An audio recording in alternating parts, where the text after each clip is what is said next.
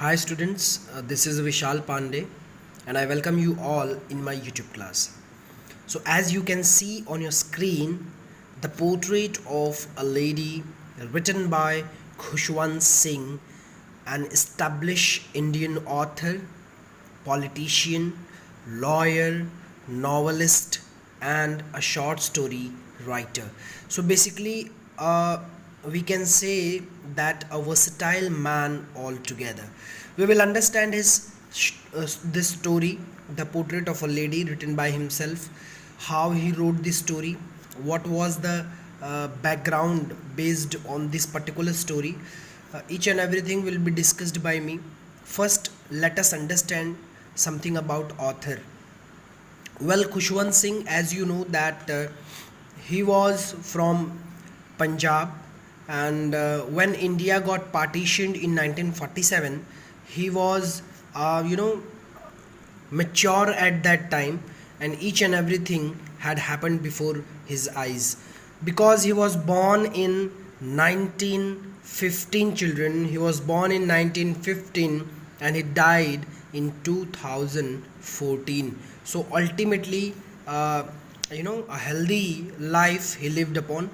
So when partition was taking place in 1947, Mr. Khushwant Singh wrote a very famous novel which is considered as the best novel of any Indian author, and the name of the novel is A Train to Pakistan. Yes, he wrote this novel, A Train to Pakistan.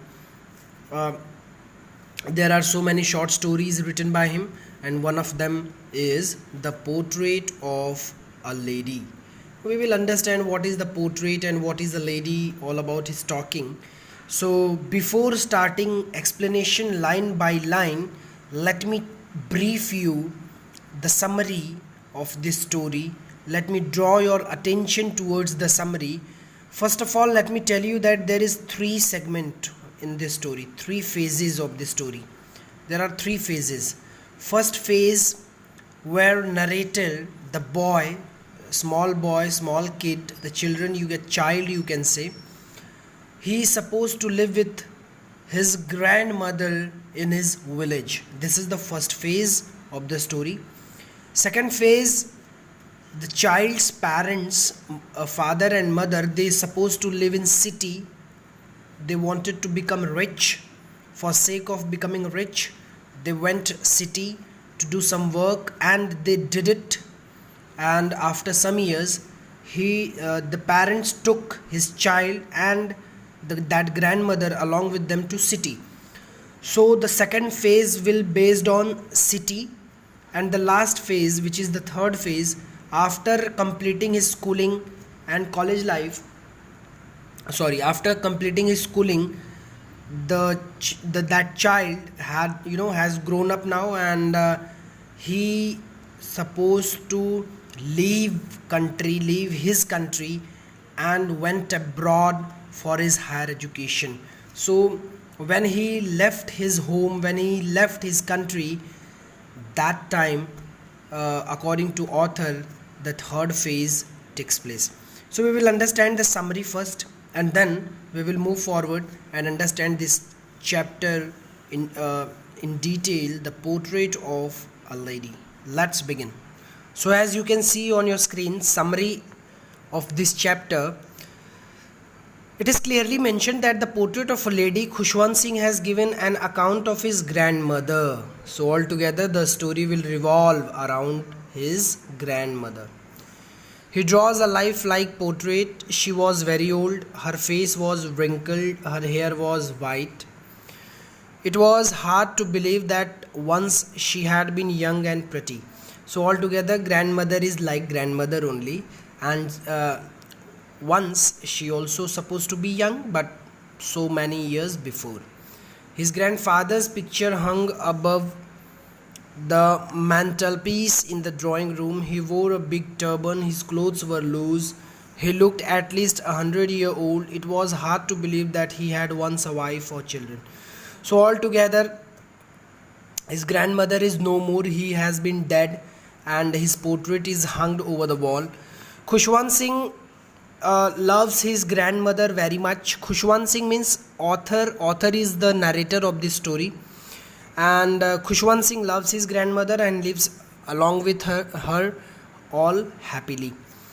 Khushwant Singh and his grandmother were good friends. Okay, so Khushwant Singh and grandmother were good friends. They were friends.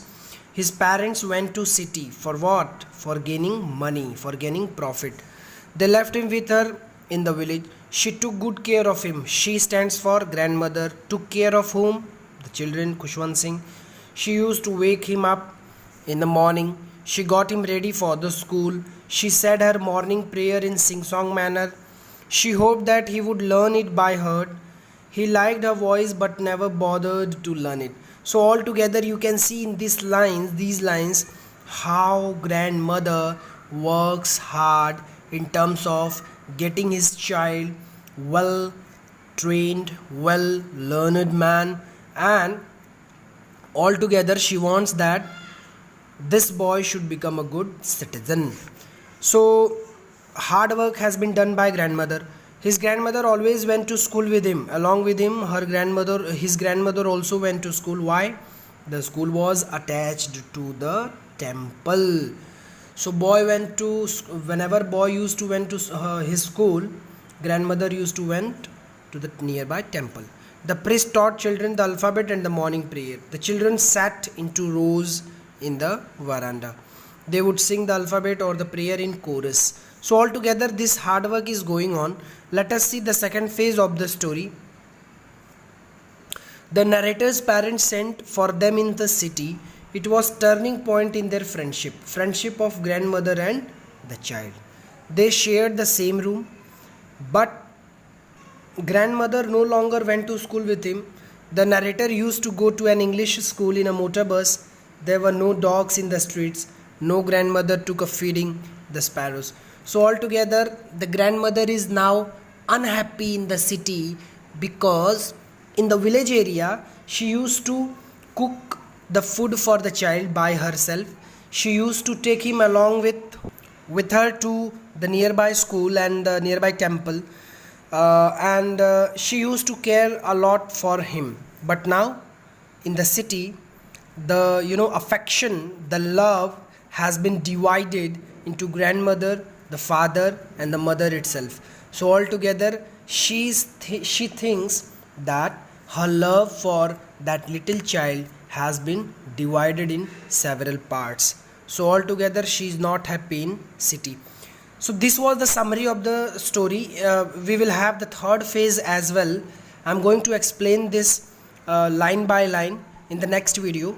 Till then, see this video, watch this video as many times as you can, and try to understand the theme of the story, the summary of the story.